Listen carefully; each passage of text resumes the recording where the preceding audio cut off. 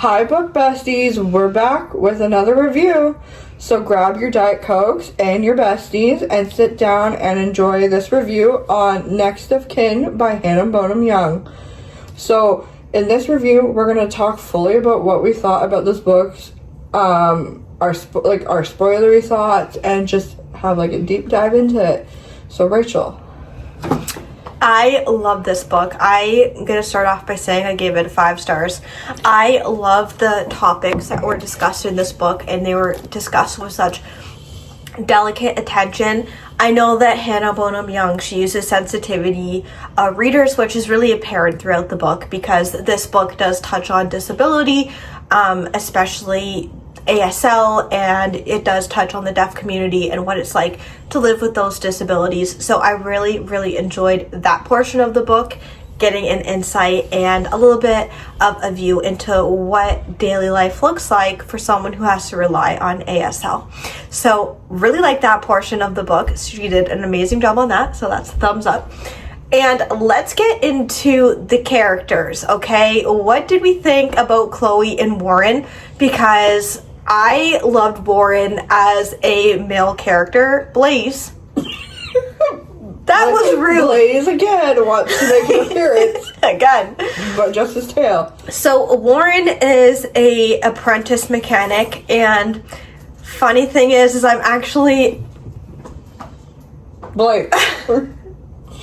I'm dating a mechanic in real life, so of course I'm gonna really like this main male character. He was brooding. He was just a grumpy guy in the beginning. He was overly arrogant and confident too. Remember when he just pulls up to her house with the light and he's cranked the music up? Like, what a first impression. So with Warren, I generally think the grumpy sunshine aspect really shone through, but I feel like he was more of I have a hard exterior, but I'm actually like a softie, because both him and Chloe both had similar traumas, but in like different ways, and I love that about them.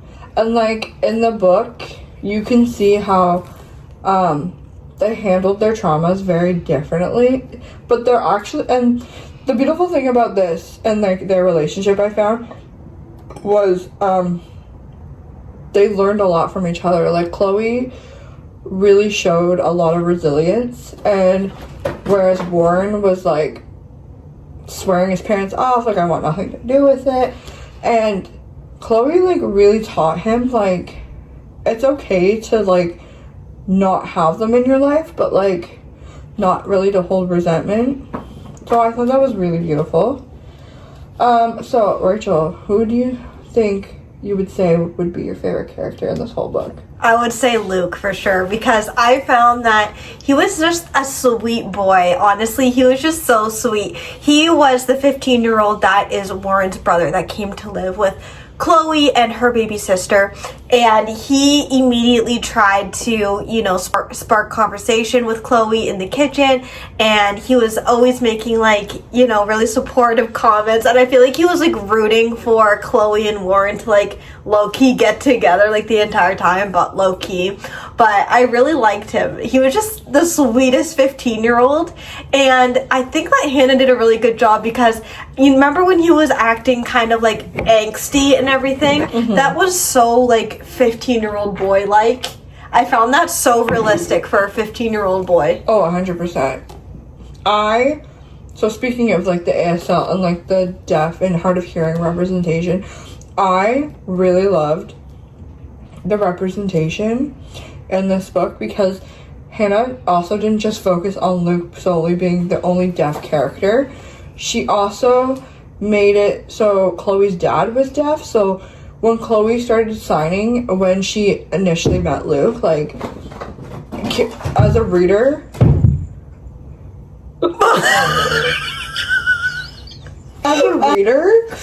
Sorry guys, Blaze is on a mission. Did you give him catnip tonight?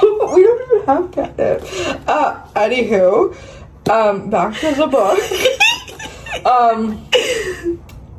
So I really loved the deaf and hard of hearing representation, because Hannah didn't just write Luke as, like, the only deaf or hard of hearing character. She made it so that way, like, Chloe's dad was also deaf, and, like, the struggle was, like, how his wife never learned to sign, but Chloe learned to sign, so that was, like, a big thing for when she met Luke, and it kind of, like, amazed him that, like, oh, this girl knows how to sign, so, like, she can communicate with me. So I thought that was very beautiful in the story.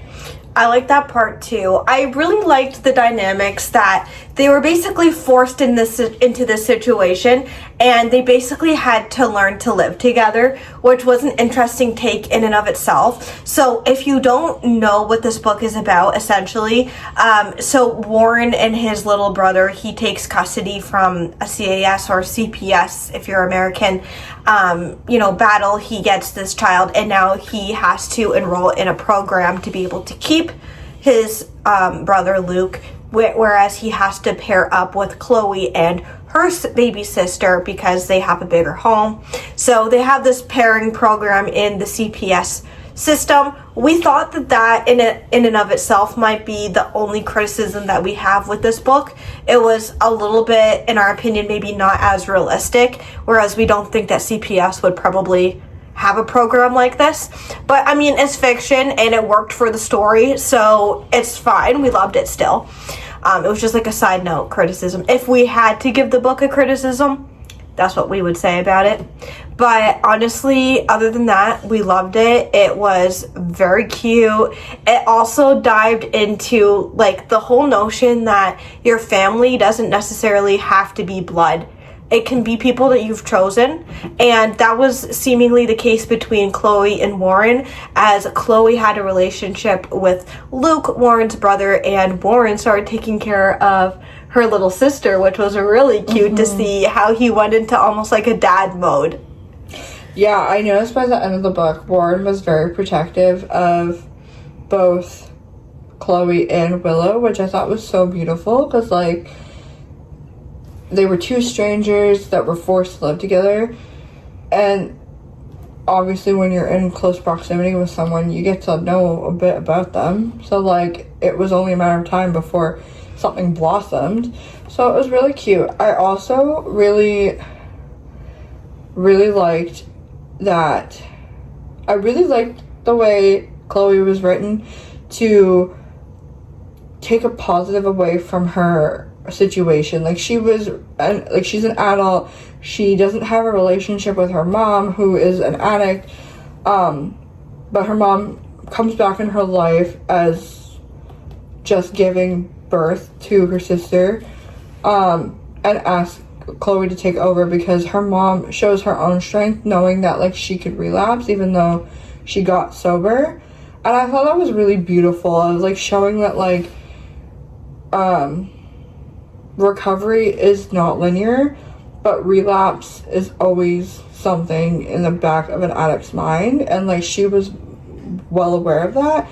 And I really loved how Chloe chose forgiveness and not resentment, and at the end of the story, where all their chosen family, quote unquote, that you would say, like, your found family, I love the found family vibes in this book. Like, it was so beautiful.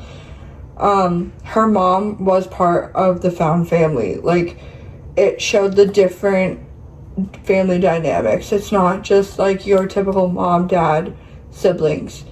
It was the found family of friends and, like, your mom and recovery. I just thought that was so beautiful.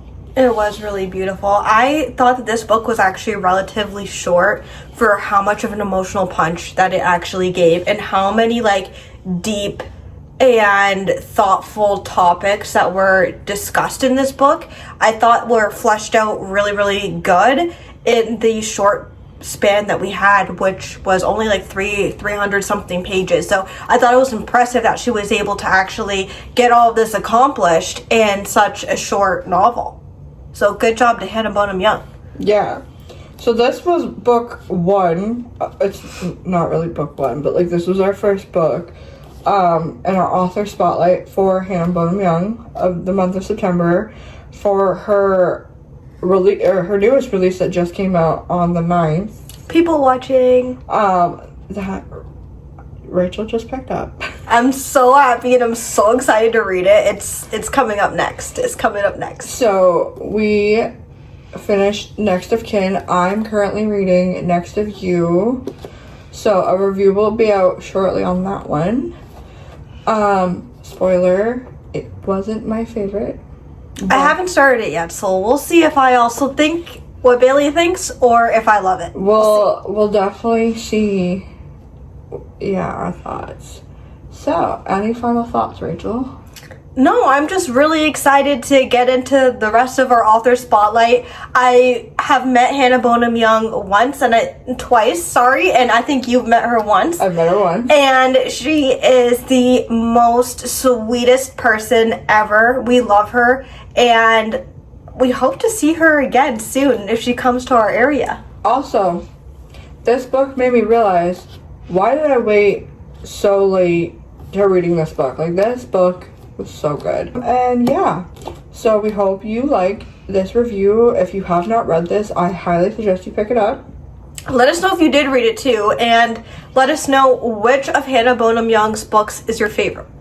Yes. Until then, bye guys. Bye.